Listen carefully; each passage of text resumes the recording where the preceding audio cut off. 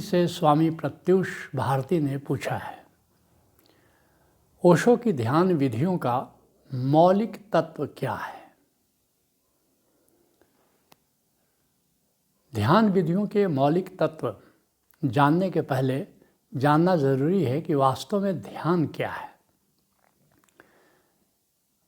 ध्यान आत्म परिचय है, इंटीमेसी विद द सोल। आत्म परिचय ध्यान है। आत्म परिचय का क्या अर्थ हुआ? मैं कौन हूँ?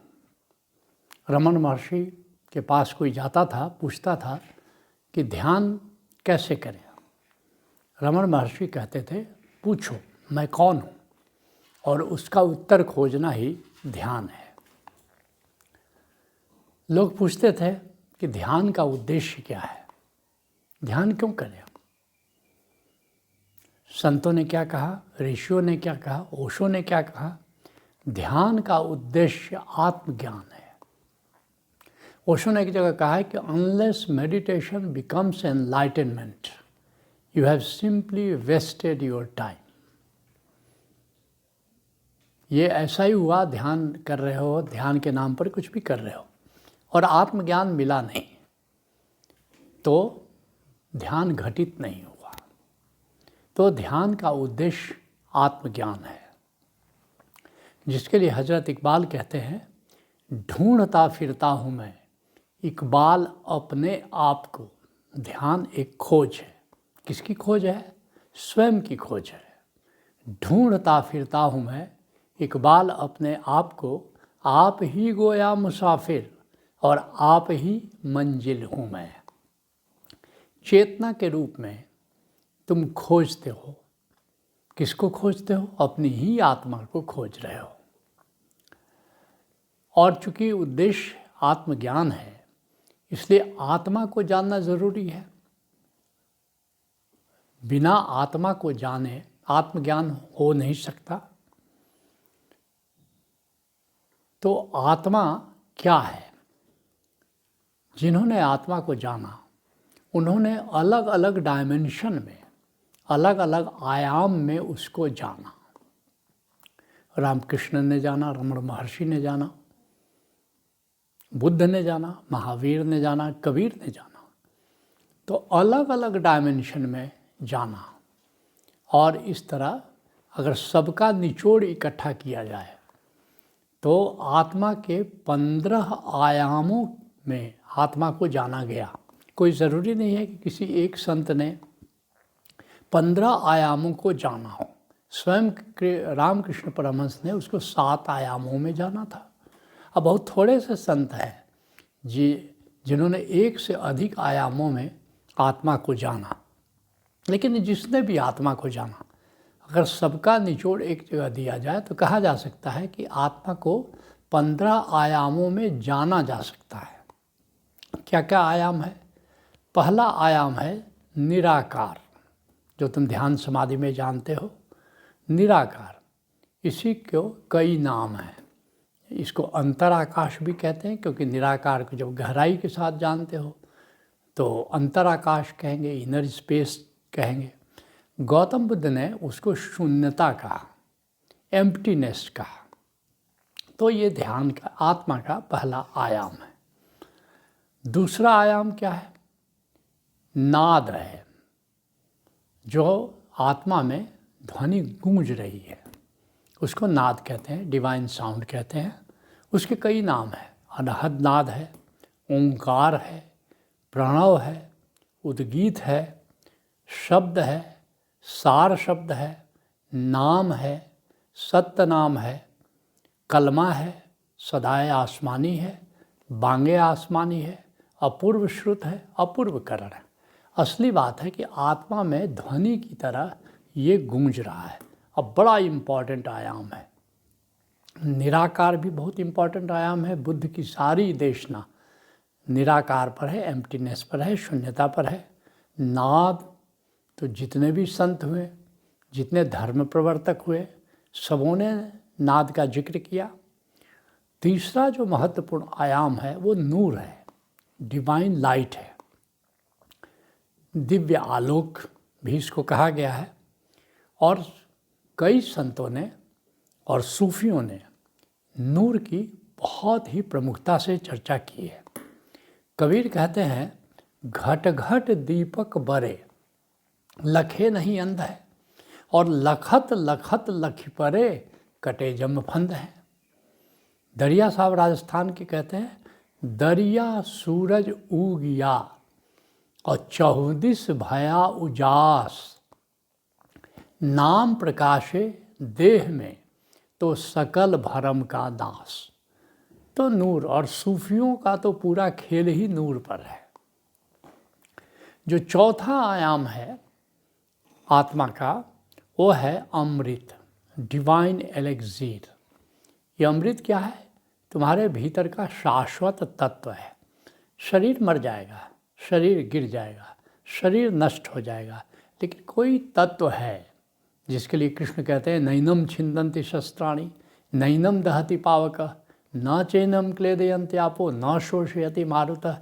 शस्त्र काट नहीं सकता, अग्नि जला नहीं सकती, हवा सुखा नहीं सकती, जल सड़ा नहीं सकता।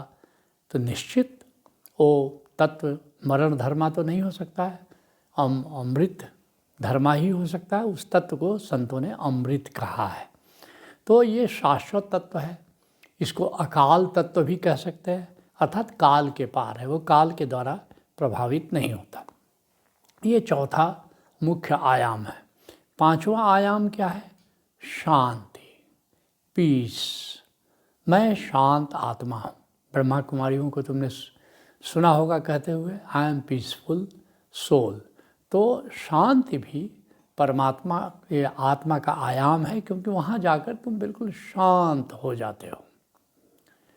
जो छठा तत्व है वो ऊर्जा है। इसको कुंडलनी ऊर्जा भी कहते हैं।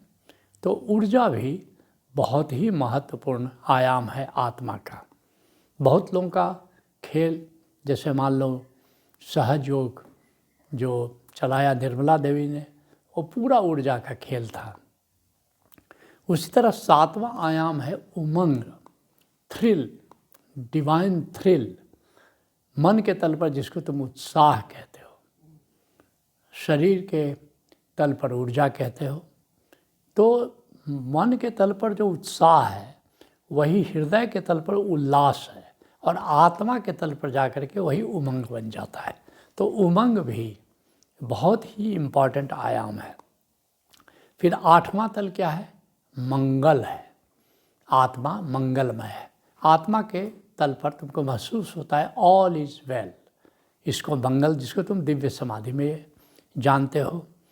फिर नौवां तत्व है स्वाद। इसे भी तुम दिव्य समाधि में जानते हो, दिव्य स्वाद। और फिर एक 10वां जो आयाम है, इसको भी दिव्य समाधि में जानते हो, वो है गंध। मोहम्मद साहब ने बहुत ही जोर दिया, इसलिए तुम देखोगे कि जितने भी गंध हैं, फ्रेगरेंस है, ये सब जो है वो सूफियों के द्वारा ज़्यादातर इसकी रचना हुई है, ताकि उसे मिलती जुलती खुशबू वे खोजते हैं। 11वां जो आयाम है वो खुमारी है, डिवाइन ड्रंकेननेस, जिसके लिए गुरु नानक देव जी कहते हैं, नाम खुमारी नानका चढ़ी रहे दिन रात। जो 12वां आयाम है वो स्पर्श है। स्पर्श है जिसको आनंद समाधि में तुम अनुभव करते हो, डिवाइन टच। उसके बाद जो 13वां आयाम है वो है चैतन्य, जो नाद को और नूर को जानता है। वो भी आत्मा का एक आयाम है, डिवाइन कॉन्शसनेस, जिसको चैतन्य समाधि और ज्ञान समाधि में तुम जानते हो। और फिर 14वां आयाम है आनंद, जिसको तुम आनंद समाधि में जानते हो। अकारण प्रफुल्लता, अकारण प्रसन्नता, अकारण बहुत ही खुशी हो जाए, उसको कहते हैं आनंद। और जो 15वां आयाम है वो है प्रेम। एक ऐसा प्रेम जिसकी कोई दिशा नहीं है, न कहीं से आता है न कहीं जाता है। तो अब तुम पूछते हो कि ओशो की ध्यान विधियों का मौलिक तत्व क्या है, क्योंकि अलग अलग संतों ने, अलग अलग ज्ञानियों ने क्या किया है कि इन्हीं 15 में से किसी एक तत्व को चुन लिया। किसी ने 2 को चुना, किसी ने 3 को चुना, लेकिन इसी 15 में से किसी न किसी को उन्होंने आधार बनाया। जैसे मैंने क्या कहा कि संतों ने नाद को आधार बनाया, गौतम बुद्ध ने निराकार को इसका आधार बना दिया, उस सूफियों ने नूर को बना लिया, लाओ त्सो ने अमृत को बना लिया। तो अलग अलग संतों ने किसी एक या दो तत्व को ध्यान का आधार बनाया है और उसी के अनुसार उन्होंने विधियाँ निर्मित की। अब तुम्हारा प्रश्न है कि ओशो की ध्यान विधियों का मौलिक तत्व क्या है, अर्थात इन 15 आयामों में से ओशो ने किस तत्व को वरीयता दी है, ओशो ने अपने ध्यान विधियों का आधार क्या बनाया है। तो ये बड़े खोज की बात है और चौंकाने वाली बात है कि वास्तव में ओशो की ध्यान विधियों का जो मौलिक तत्व है वो ऊर्जा है, वो डिवाइन एनर्जी है। और इसीलिए ओशो की सारी ध्यान विधियाँ ऊर्जा के अनुभव पर आधारित हैं। जैसे कोई भी ध्यान उनका ले लो, सक्रिय ध्यान है, कुंडलिनी ध्यान है, नटराज ध्यान है, नाद ब्रह्म ध्यान है, मंडल ध्यान है, चक्रा मेडिटेशन है, ये सब का सब जो है वो आधारित है, किस पर आधारित है, वो ऊर्जा पर, ऊर्जा के अनुभव पर आधारित है। और इस तरह से ऊर्जा को ही ओशो ने मौलिक आधार बनाया है। तो इसको ठीक से समझने के लिए और ऊर्जा के विज्ञान को ओशो ने समझाया है। क्या समझाया है कि भोजन से ऊर्जा मिलती है, जागृत स्थिति में ऊर्जा खर्च होती है और सोने में सुषुप्त की स्थिति में ऊर्जा कंजर्व होती है, व्यायाम से ऊर्जा जगती है और ध्यान से ऊर्जा चढ़ती है। ये ओशो ने ऊर्जा का विज्ञान दिया है। और इस तरह जितनी भी ध्यान विधियाँ ओशो ने आविष्कृत की, वो सारी ध्यान विधियों में पहले ऊर्जा को जगाने के लिए कुछ अभ्यास है। सक्रिय ध्यान जैसे करते हो, खूब जम करके व्यायाम करते हो, प्राणायाम करते हो कि ऊर्जा जगे, और फिर जब उस पर ध्यान देते हो तो फिर क्या होता है, वो ऊर्जा चढ़ती है। जैसे स्टॉप जब ओशो कराते हैं सक्रिय ध्यान में, स्टॉप, अब जस्ट देखो, जो हो रहा है उसको महसूस करो, और ऊर्जा ऊपर के चक्रों में चढ़ने लगती है। और बार बार अभ्यास करने से जो भी ओशो की ध्यान विधियाँ उनको करोगे तो एक दिन कुंडलिनी जागरण की घटना घट जाती है। इसी को जापान में सतोरी कहते हैं। सतोरी ऊर्जा के रिस्पेक्ट में एनलाइटनमेंट है, मैं ऊर्जा हूँ। इसमें क्या होता है कि ऊर्जा, वैसे तो हर ध्यान में ऊर्जा सहस्रार चक्र पर जा कर के और थोड़ी देर टिकती है और फिर उतर जाती है। लेकिन जब सटोरी घटती है, जब कुंडलिनी जागरण घटित होता है, तो फिर क्या होता है कि 7 दिन से लेकर के 3 महीने तक वह ऊर्जा वहीं टिकी रहती है सहस्रार पर, और वहाँ से उतरने का नाम नहीं लेती। एक मस्ती छाई रहती है। तुम ऊर्जा के ऊर्ध्वगमन में जो एक अद्भुत अनुभूति महसूस करते हो, बड़ी मस्ती रहती है, बड़ी मौज रहती है। मेरा अपना अनुभव है कि 11 दिसंबर 88 को कुंडलिनी जागरण या सटोरी घटित हुई, और ये 26 जनवरी 89 तक, अर्थात कह सकते हो करीब 1.5 महीने तक, ये ऊर्जा सहस्रार चक्र से नीचे आई ही नहीं।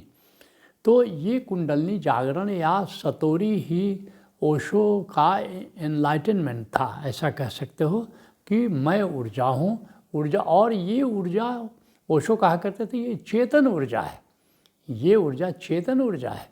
तो सारा खेल जो ओशो का, खास करके जहाँ तक ध्यान विधियों का संबंध है, वैसे तो ओशो ने आत्मा के सभी आयामों पर प्रकाश डाला है, परमात्मा के कई आयामों पर प्रकाश डाला है, लेकिन जो ध्यान विधियाँ हैं वो ध्यान विधियाँ प्रारंभिक साधकों के लिए है, और उन ध्यान विधियों के माध्यम से सटोरी या कुंडलिनी जागरण की जो यात्रा है वो उसमें कराना उद्देश्य था।